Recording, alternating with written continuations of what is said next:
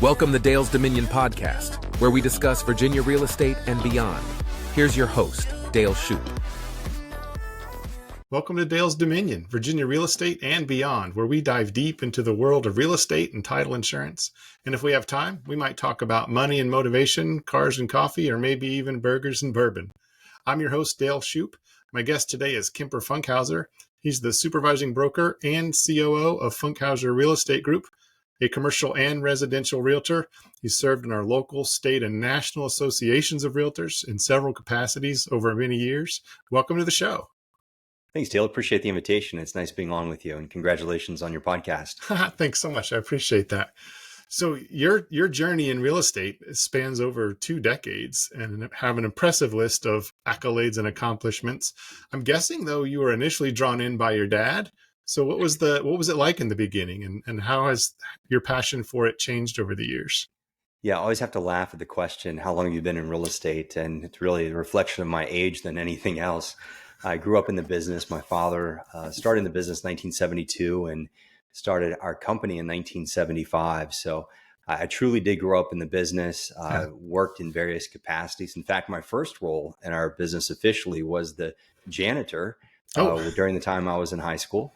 And then I went to JMU, had a degree in finance, and after I graduated from JMU, I got a real estate license and started selling real estate. So I truly have been in the business my entire life. Yeah. And now you're at the helm there at Funkhouser. I keep reading about the NAR settlement. It seems like more stuff comes out every day. How are your agents doing? What are they concerned about? Yeah, thanks for asking. Our agents are doing great. Our firm has been closely monitoring the legal cases that are happening within our industry and have been happening for well over a year now. And we've been discussing the potential outcomes of what that might be. And so our company's been very much informed and very well prepared for whatever that outcome may be. I know there's been a lot of coverage in the media about the NAR settlement. And to be honest, most of the media coverage has missed the mark. In fact, being on the inside of what's happening here truly makes you wonder how much the media gets wrong and how inaccurate many of the reports might actually be. The final settlement that is out there has not been approved by the judge.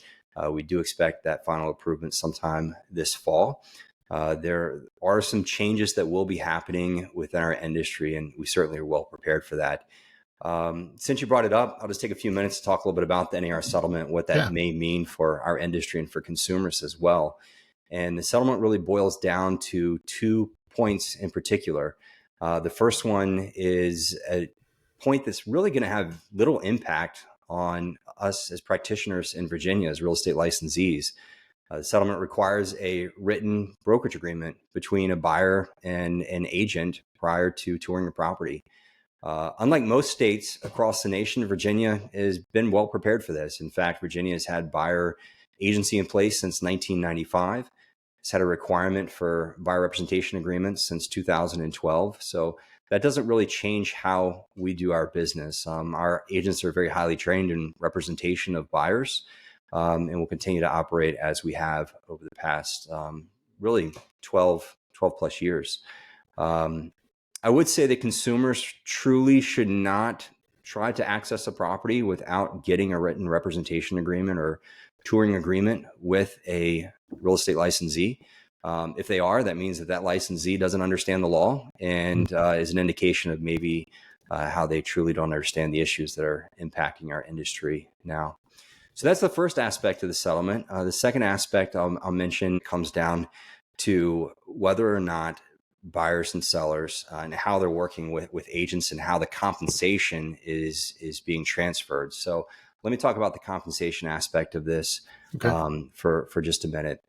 And really what that gets down to is that sellers have always had the opportunity to negotiate with their broker and how the compensation is going to be paid to the listing broker and ultimately to a buyer's representative as well.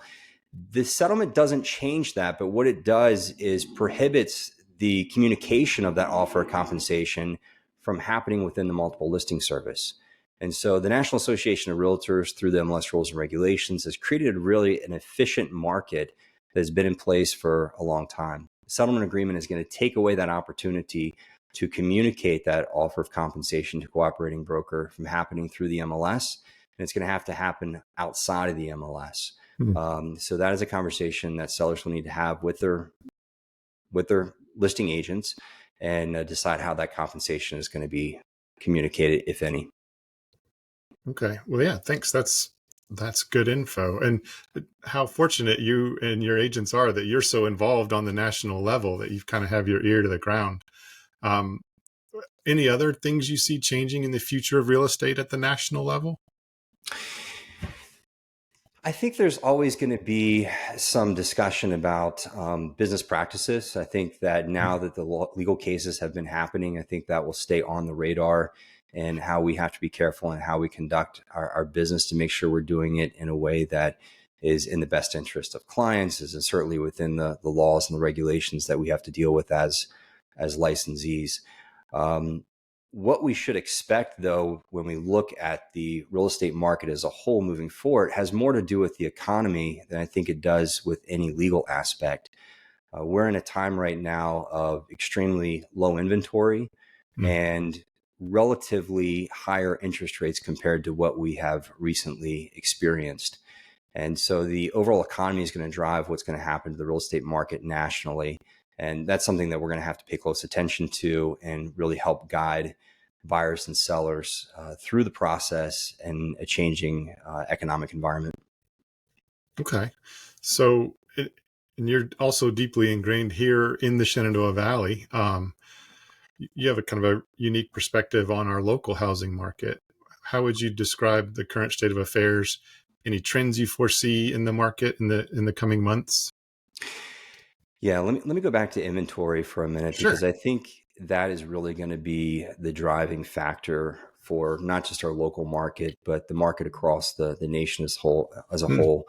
You know, we truly have an inventory crisis that's only going to be getting worse unless it's addressed by smart policies on both the national and the local level as well. Home builders are going to have to meet the demands of a growing population.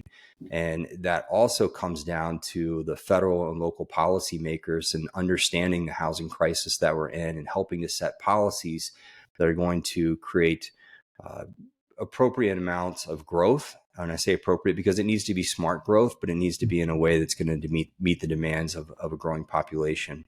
The housing inventory crisis is huge, and it has a huge impact on not just today's buyers and the overall economy, but it also has an impact on equitable opportunities for wealth generation into the future.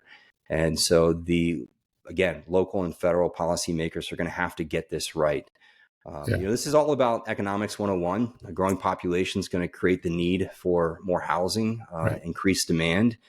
Inventory is not increasing at the same rate as the population. And therefore, we have an environment where home prices are continuing to increase, even when the cost of housing, being the interest rate, is increasing as well. You know, many people would think that increased interest rates, increasing the cost of purchasing a home, is going to bring demand down and therefore bring prices down.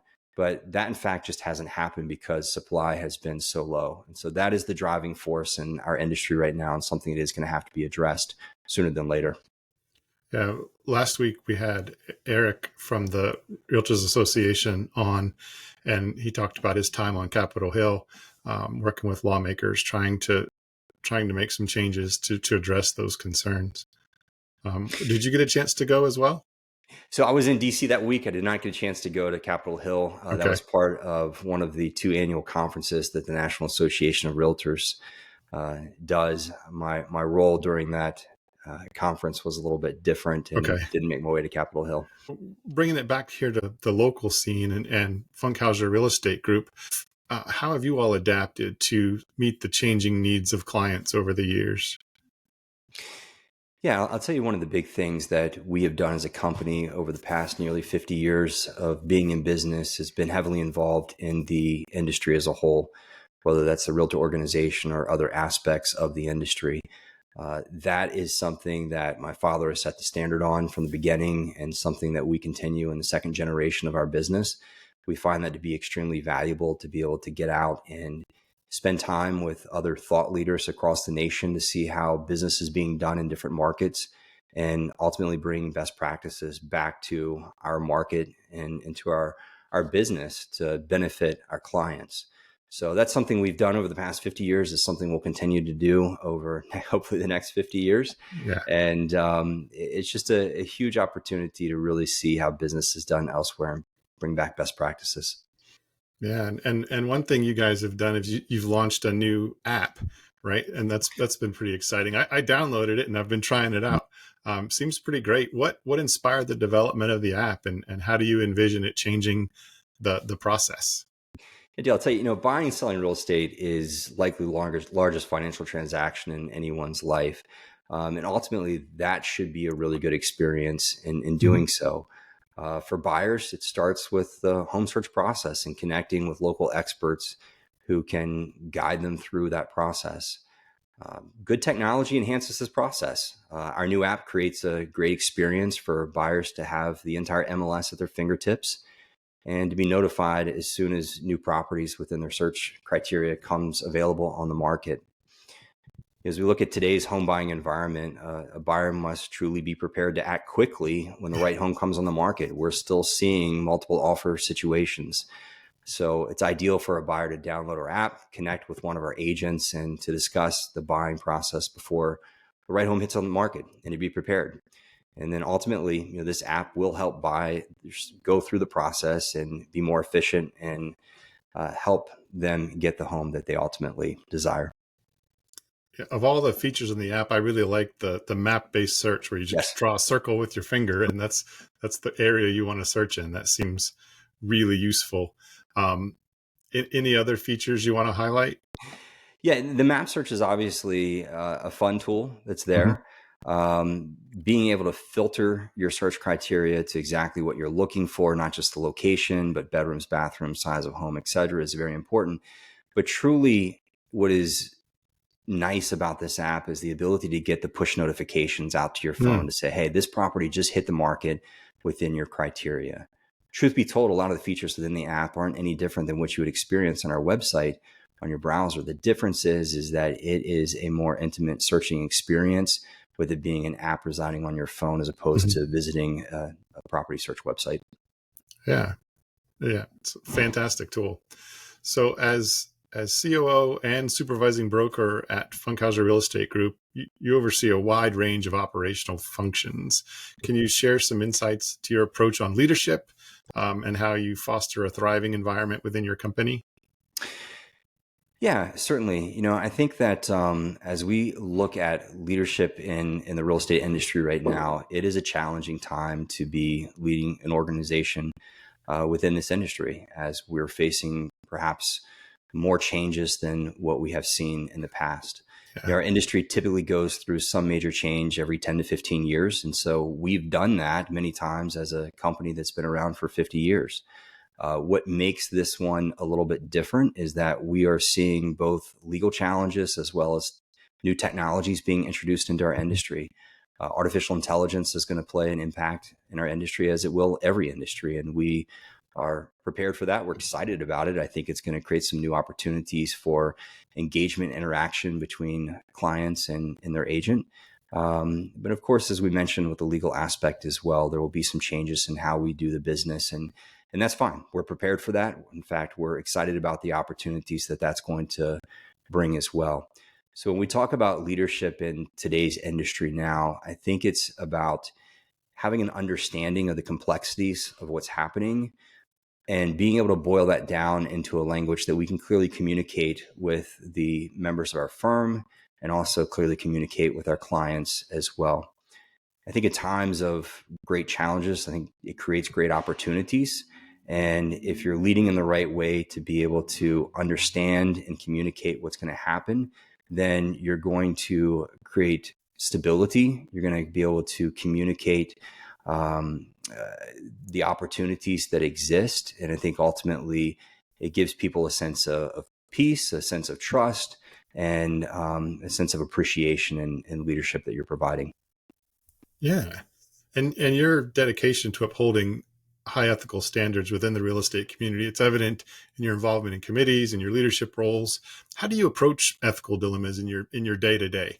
What advice do you have for folks that are navigating similar challenges? Yeah, that's a great question. In our business, I like to say we don't make widgets. Again, No. we are dealing with the largest financial transaction in someone's life, and every transaction is different. We deal with different properties, we deal with different people who have different personalities, and every transaction has different circumstances.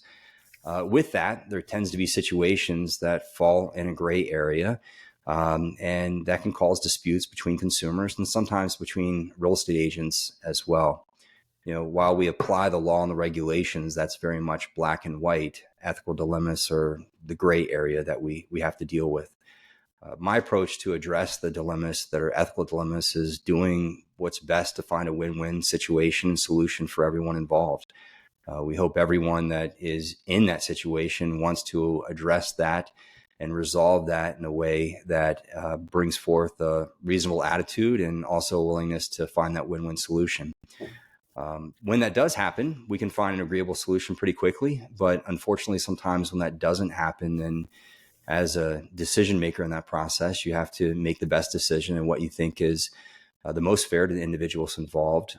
Certainly the decision that's within the laws and regulations, and hopefully one that you believe is going to bring the best opportunity for a win-win solution for everyone.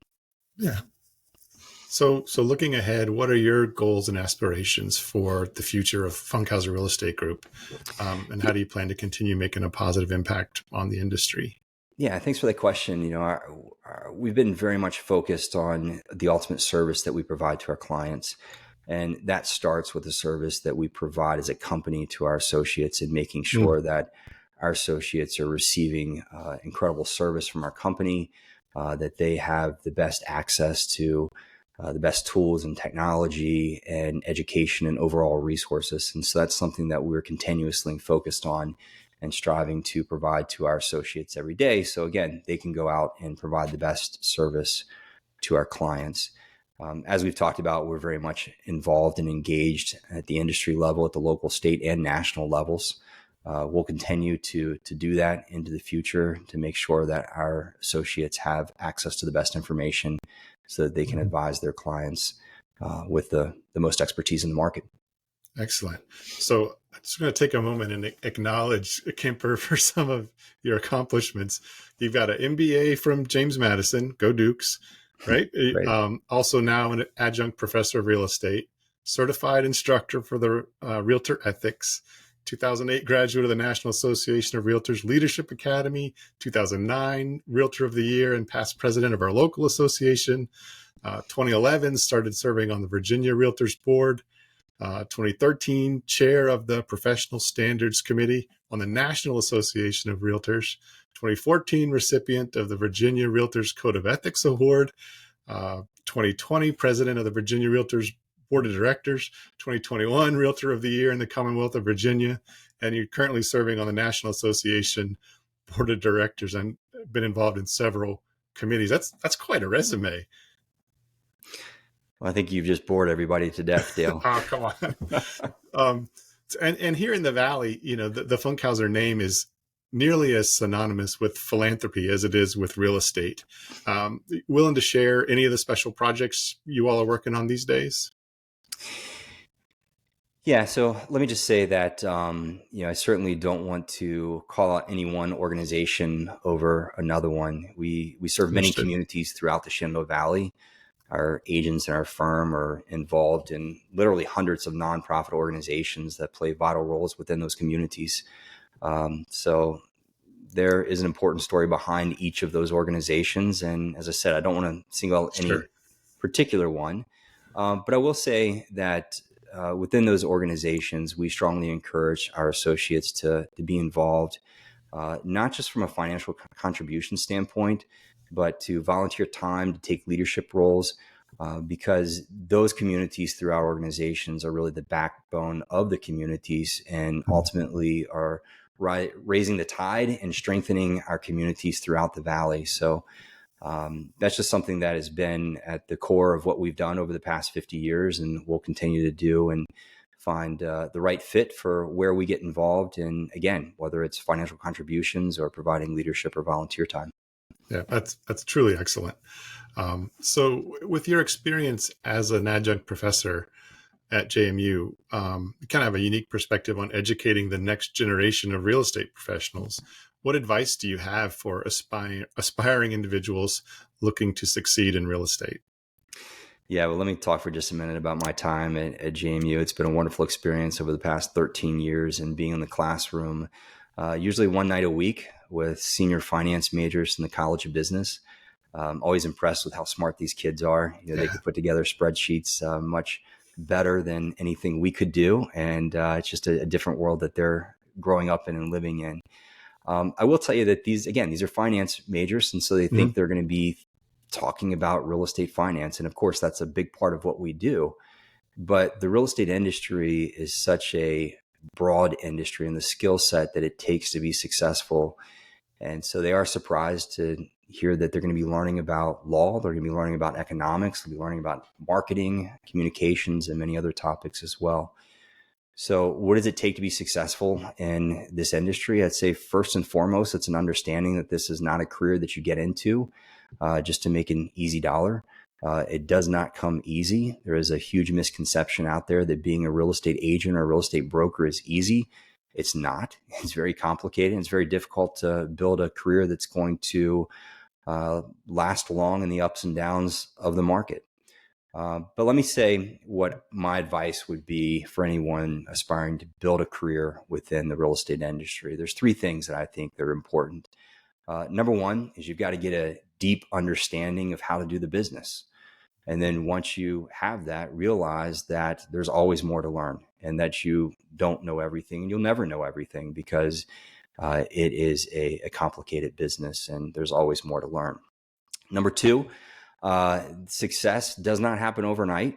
It's going to take a minimum of 3 to 5 years to build a strong business. And then again, continue to keep that up for the years to come as well.